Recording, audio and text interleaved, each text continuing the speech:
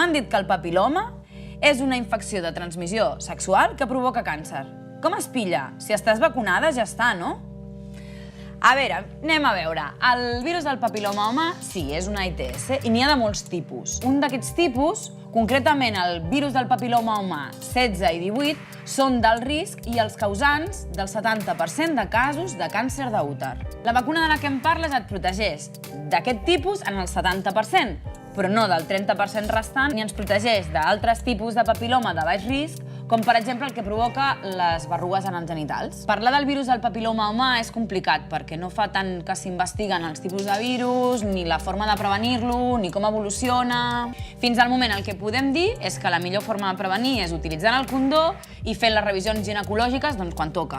Tot i així, si tens preguntes més concretes, pots trucar al CEJAS i en parlem, perquè la informació que pots trobar a les xarxes de vegades pot confondre molt.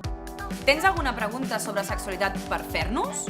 Contacta amb nosaltres a través de les xarxes socials d'Oh My Goig o del telèfon, mail o WhatsApp del Centre Jove d'Anticoncepció i Sexualitat.